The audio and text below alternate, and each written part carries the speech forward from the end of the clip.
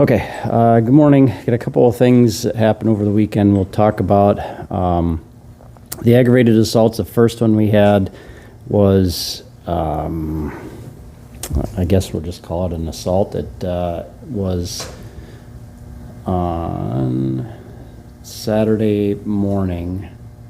I'm sorry, Saturday night. This was about 11:30. We had a woman that was driving, pulled over into a parking lot to use her phone. Once she did, there was two cars that basically blocked her in, one from the front, one from the back.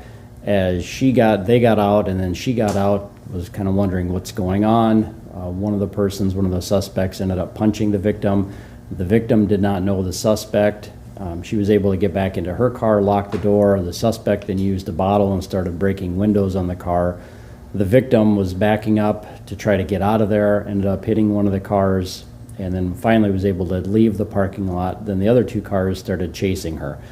They drove through a nearby parking lot, and the victim went through an intersection at 10th and Sycamore, or Arrowhead and Sycamore, I guess, that same intersection. But she was able to drive through the intersection, and then when the other cars came through, one of the cars with the suspect made basically a wide turn and hit an uninvolved car that was at the intersection.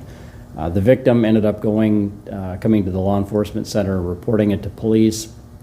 That other accident was taking place, and so once they got everything sorted out, we figured out who the main suspect was, that she was involved in that accident.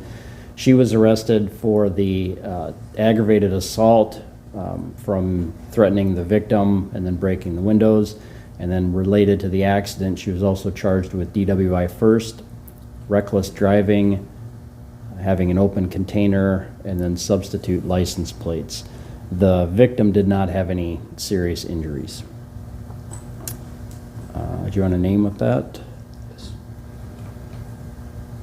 Suspect's last name, last is ABOT. First name is NYANKIIR.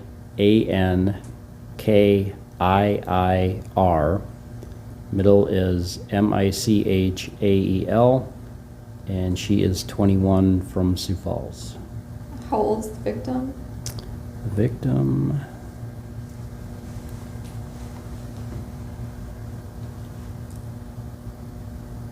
victim is 20, also from Sioux Falls. And do you have the intersection when the altercation started, like that parking lot? Yeah, that was actually just a little bit south of 10th and Sycamore, maybe a block or so. So it was just a random act there? Seems to be, yeah. The victim, like I said, had just pulled over to use her phone, and then these two cars blocked her in. So I don't know if the suspects thought that the victim was somebody else, or I guess just don't know what happened in that case. So do you have the other car that was involved in this, or? I don't think, the other car had blocked her in, but they didn't do anything to threaten her or harm her. It was just the driver of this other car was the one that got out of the car, and that was essentially her main suspect. So I don't know if we've identified the other vehicle, though. So with them having blocked them in, does that make them an accessory to that? It could. I think they'll probably look at this a little closer to see if they can identify the other cars, but it'd be a little too early to speculate on if there would be any charges. The other aggravated assaults, we did have a couple of guys that were cut. They were at a party. This was on North Cliff Avenue, about 1:30 a.m. on Sunday is when it was reported.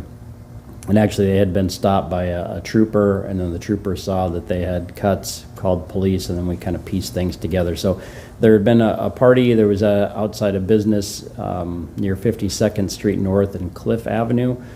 The two men left the building. As they were walking outside, one of them was attacked by somebody with a knife. The other one jumped in to try to help him out and protect him, and then he received some cuts as well. So they don't have any idea who the suspects are. there hadn't been any word of any problems or any issues they were having with anybody else, so we'll have to do some work on that, but both injuries were non-life threatening. We had a couple of strangulation cases, some domestics. There was a house that was found that had been shot 4 times. No injuries inside. They're not exactly sure when it happened. The arson, that was a truck that was found on fire. No suspects. Are still working on trying to figure out what happened with that. The burglaries, there were 4 different calls to the Empire Mall. That was businesses in the food court area that had cash taken or somebody tried to take cash from them. Near as I can tell, one of them had some cameras, so believe it took place early Saturday morning about 1:45 a.m. Person was messing around with the registers. Obviously, nobody was supposed to be around the inside the building at that time. So no suspects at this point, but we've got some information to follow up on related to the surveillance video. So all four businesses in the mall were restaurants or food court Yes. area? Well, actually, 3 of them were, and then the other one was basically the mall being entered, so that would have been the 4th report. Nothing else real big out of the burglaries. The disorderlies, I've got one thing on that, and this one was Saturday evening. It actually began in the afternoon. I don't know what time. This one here. But we had a 7-year-old and some friends that went to Mercado's, and which is, they live probably a couple of blocks away from there. So sometime in the afternoon, there was a guy that bought some candy, put it in the back of his vehicle, and basically told the kids, hey, if you want some candy, get in my vehicle and I'll give you a ride home. They didn't. They went home, told parents. There was a delay, and I'm not sure why there was a delay, but anyway, the parents didn't call immediately, but it was about 9:30 p.m. The parents called to report this to police. Some of the kids had cell phones and had taken pictures of the guy, and so those were passed on to the officers, and as they were working, getting information on this case, there was I guess another call came in that the same man had been approaching the same kids again, or at least the same 7-year-old, and that was again near Mercado's. Kind of the same story with that. The guy took off running. He left his car behind, and so officers were able to use the pictures and the vehicle information to figure out who he was. The next morning, that was I think around 7:30 a.m., officers found him at his apartment, and he was arrested for enticing a child for illegal purposes, and then also a parole hold. The enticing a child is a Class 1 misdemeanor. We're not sure why. Obviously, that's the one big question. There's no connection between this man and the child, so we're not sure why he was approaching the kids. Do you want his name? Yes. His last name is Coleman, Coleman. First is Skylar, Skylar. Middle is Shane, Shane, and he's 31 from Sioux Falls.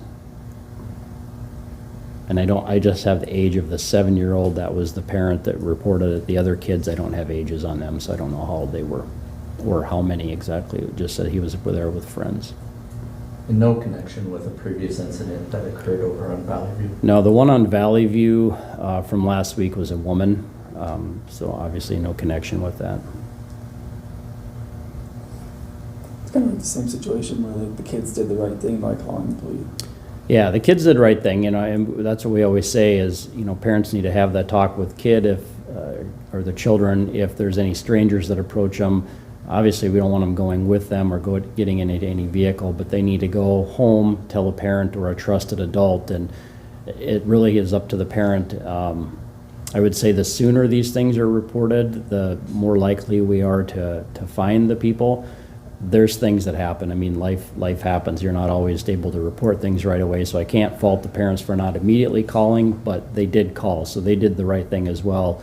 We're just fortunate that none of the kids got into the car with him, because I mean, we can speculate all we want, but we don't know what the guy would have done, if he would have given him a ride home or if something else would have happened. Anything else on that one? How many calls did you have over the weekend about fireworks? Let me dig that up, but it'll take me a little bit to, sometimes this computer runs slow. Not as many as I thought, I'll put it that way. Let's see, the other disorderlies are basically reports. The embezzlement was cash missing from a business. Family offenses and disputes, those were a lot of protection order violations, but nothing real big out of those. Frauds, ID thefts, larcenies, I didn't get to, I didn't hear of anything big. Same thing with the narcotics. The pornography, that's a report.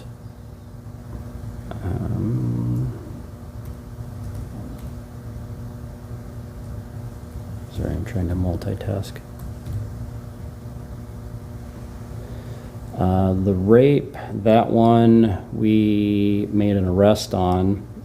The short version of that is we had a couple of people that know each other.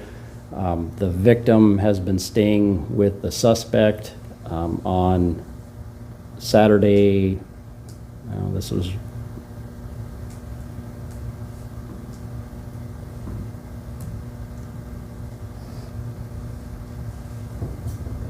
okay, so it was reported on Sunday afternoon, so it happened probably Saturday night, early Sunday morning. The victim and suspect had been drinking. The victim became intoxicated, and at some point the man ended up raping her. She ended up going to the hospital, and then that's when the report was made. So she was basically, because of the intoxication, incapable of giving consent. The man was found, he was arrested for 4th-degree rape, which is raping a victim who is incapable of giving consent because of intoxication. Do you want his name? Nothing? Okay. Were there any witnesses, at least prior to it?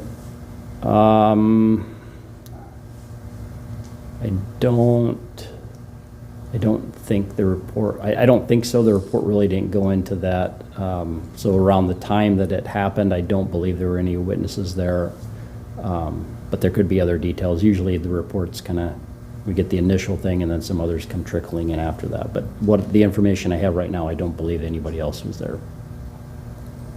Could we get his name, please? Yeah. His last is Thundershield, THUNDERSHIELD. First is Duane, DUANE. Middle is Collins, COLLINS. And he's 38 from Sioux Falls. And the victim is 18 from Sioux Falls.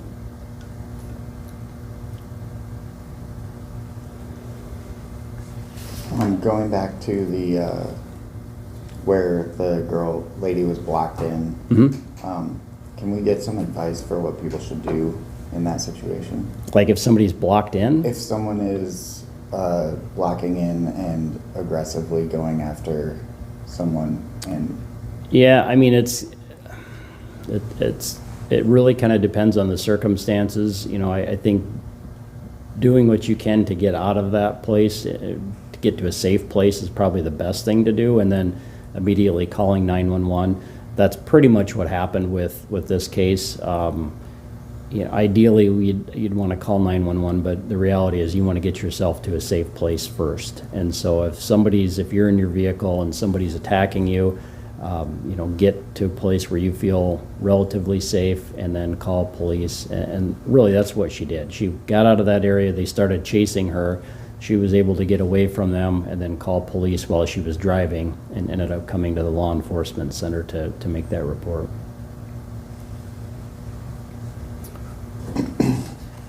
Simple assaults, nothing big there. And the stab gunshot, that's related to the two guys that were cut. And vandalisms, I didn't have a chance to get to those. Were there any larceny cases of fireworks stands over the weekend? I didn't hear of any, but let me double check.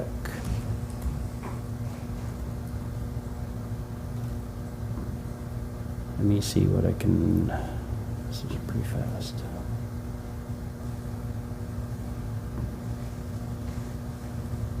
Potentially like on the first on Arrowhead Parkway. Sounds like you have some information.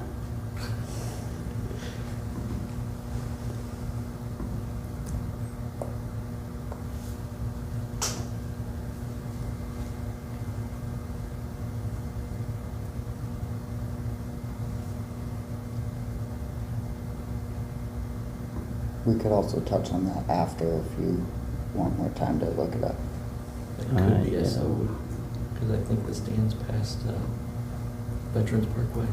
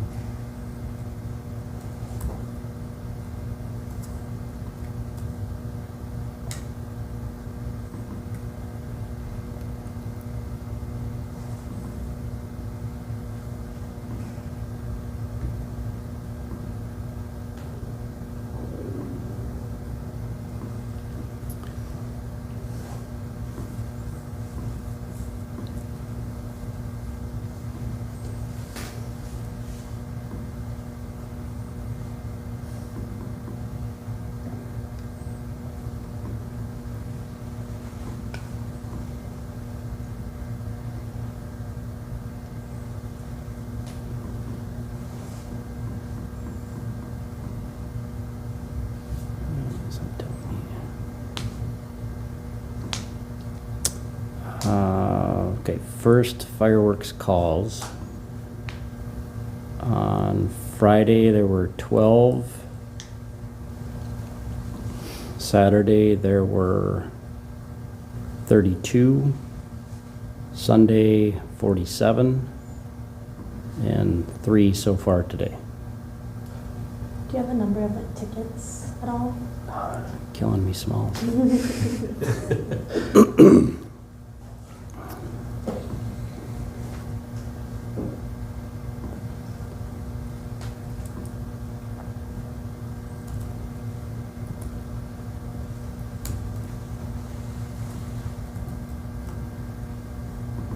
And the fireworks calls, that's pretty much what we normally see. It's kind of a gradual build up to the 4th. When the 4th happens, we usually have a huge number, and then it drops off really quick after that. So during that weekend, like the 3rd and 4th, do you have extra officers that are dedicated just to firework calls, or? It depends. I don't know exactly what days we've had officers, if it's been the whole time. But we have had officers that have been dedicated to those fireworks calls. And if they see violations, then they can take enforcement, which is either education and telling people it's not allowed or writing a ticket. And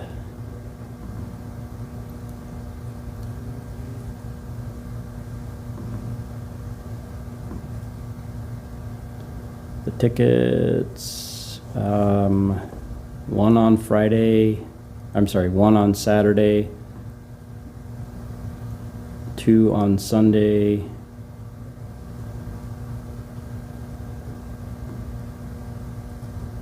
and then 1 today. Is that right?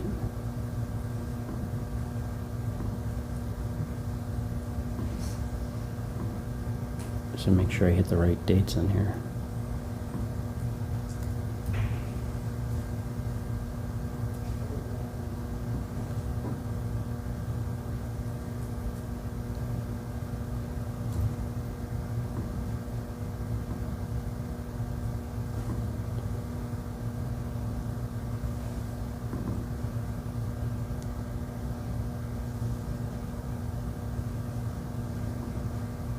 So one on Saturday, 2 on Sunday, and 1 so far today. Is that what I said? Okay. What is it? My dates are right. entail? It's a city ordinance violation. I think it's $107.50 for that ticket. So essentially, it would be, I guess, what the equivalent of a speeding or a stop sign. You get the ticket, you can pay the fine, or you can go to court to contest it. And if you fail to pay it? Yeah, or- it's like any ticket. If you don't pay the ticket, then it'll turn into a warrant. And now you want the fireworks stand.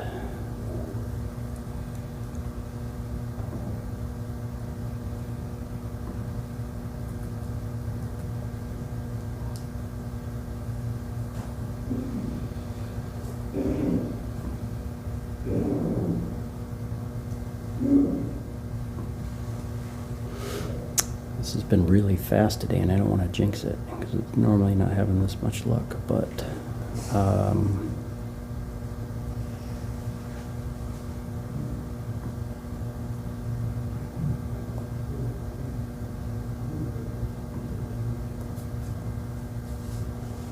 I don't see any reports of fireworks stands that had thefts from it.